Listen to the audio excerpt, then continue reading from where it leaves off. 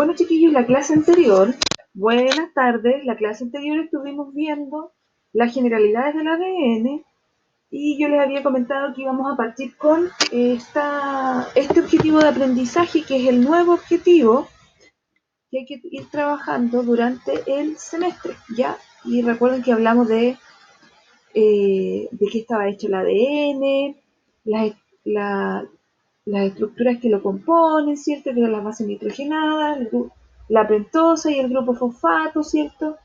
Que aquí, por ejemplo, aparecía la imagen de cómo se unían los doble y los triple enlaces que se formaban en específico, ¿cierto? Entre la GC y la G y la CG, perdón. Y hablamos a ver de qué más estuvimos conversando, de las características que poseen, ¿cierto?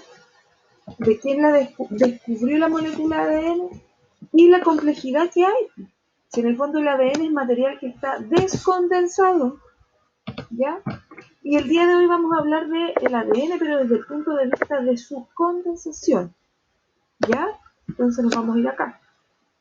Cromosomas. Seguimos con el mismo objetivo de aprendizaje. El día de hoy vamos a hablar de los cromosomas.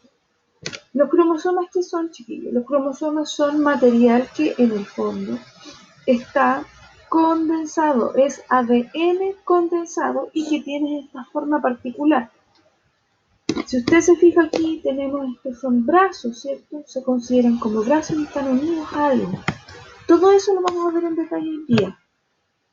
¿Qué vamos a ver en específico de los cromosomas? Los tipos que hay, las características en general, la estructura de los cromosomas y cómo están organizados. ¿Ya? Vamos entonces viendo. Si nosotros vemos y nos damos cuenta, todo parte desde lo más pequeño, que sería el ADN, a lo más grande, que sería el cromosoma, a nivel comparativo. Por lo tanto, ahí si usted se fija y es detallista, se dará cuenta de que estamos frente a las bases nitrogenadas, ¿cierto? Que están unidas por unos enlaces triple y simple, ¿ya?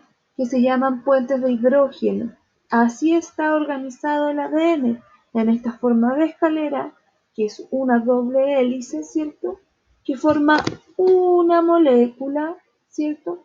Que se va a ir condensando en unas proteínas que están aquí, que se llaman histonas, ¿ya?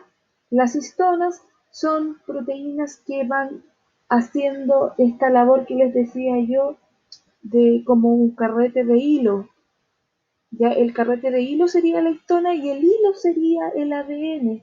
Y se va empezando a, digámoslo así, a simplificar, a condensar en estas estructuras que están aquí. ¿Sí? Y que van a formar un cromosoma. Que se va a encontrar en el núcleo del ADN. Vamos a ver un video. ¿Les parece? Creo que lo tengo acá. ¿Sí? Ponga atención al video.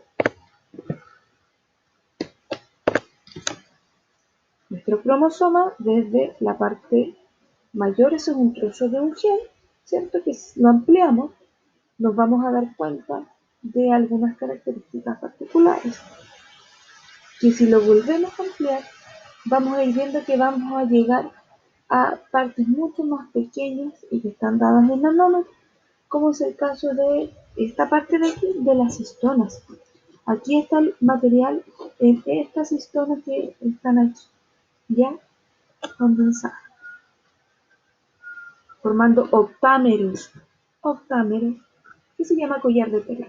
Y finalmente llegamos a la más simple, que vendría siendo, entre comillas, el ADN, que tiene sus bases nitrogenadas, que tiene sus puentes de hidrógeno, que es una doble hélice helicoidal, porque tiene una forma de caracol, una escalera, que tiene un grupo o un fosfato, ¿cierto? Un grupo fosfato, o tiene una pentosa, que se llama desoxirribosa.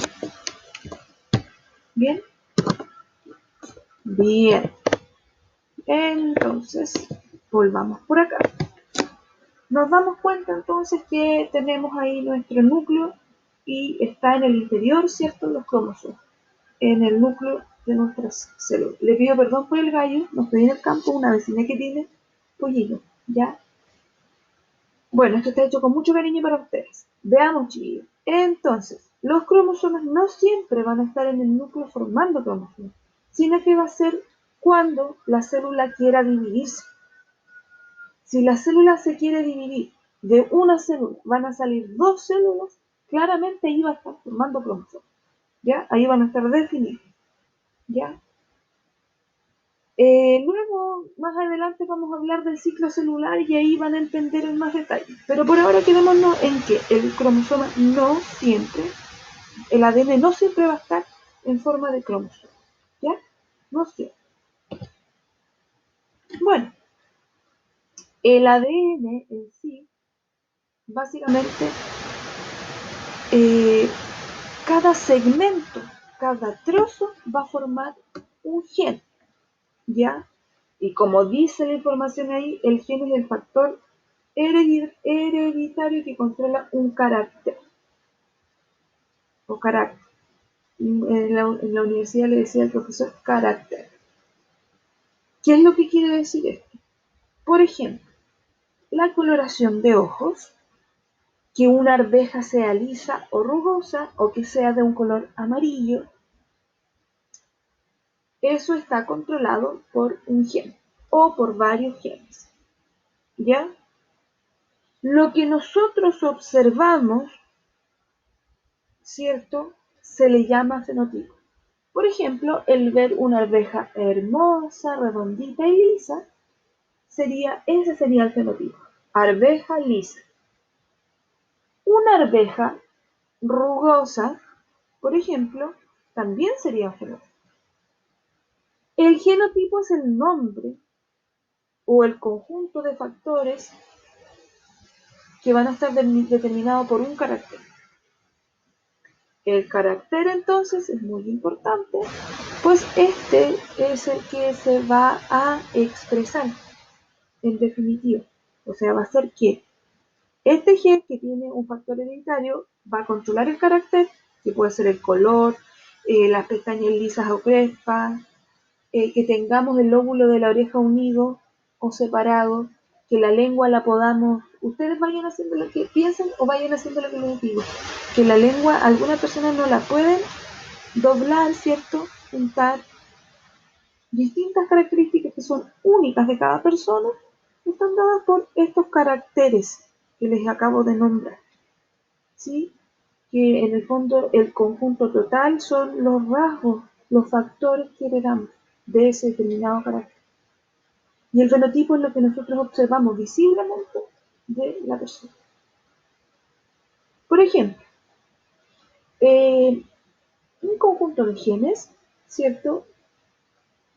Perdón, un conjunto de factores heredados van a darle cierta característica a los espermatozoides, ¿cierto?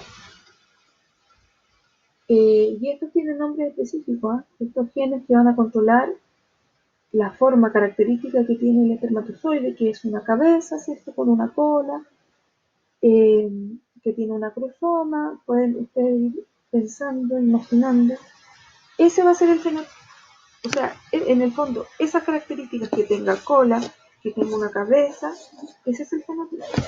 El genotipo son los factores, el conjunto total de los factores que en el fondo, que aquí dice conjunto de factores, van a controlar a ese carácter.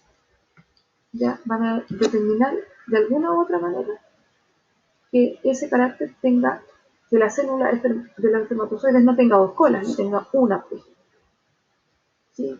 Que el óvulo sea más grande que el espermatozoide, va a depender de un gen que controla, pero un genotipo que determina, ¿ya? Y un fenotipo que va a manifestar, ¿cierto? Esa característica o carácter. ¿Ya? Eso sería. Después tenemos aquí el alelo. Y el alelo, él es una alternativa más de un gen.